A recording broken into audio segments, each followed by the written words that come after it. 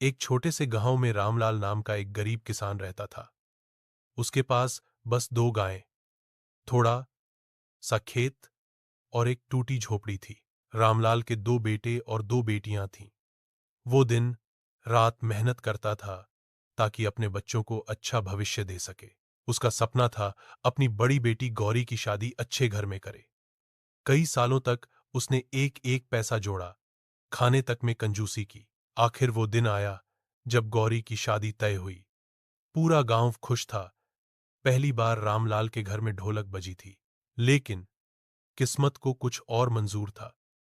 शादी से बस एक दिन पहले, जब गौरी अपने ससुराल के कपड़े देख रही थी, अचानक उसे तेज बुखार चढ़ा। गांव का वैद्य आया, दवाई दी, पर हाल बिगड़ता गया।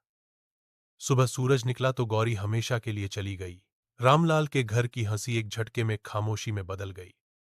जहां रात में शहनाई बजनी थी, वहां अब रोने की आवाजें गूंज रही थीं। लोगों ने कहा, भगवान ने बहुत अन्याय किया। लेकिन रामलाल बस मिट्टी की ओर देखता रहा, वही मिट्टी जिससे उसने जिंदगी बनाई थी। अब वही उसकी बेटी को अपने आंचल में ले चुकी थी। उसने रोते हुए कहा, मैं गरीब जरूर हूं, पर अपनी बेटी को मिट्टी में नहीं, इज्जत में दफनाया है। वो आज भी मेरी सबसे बड़ी शान है।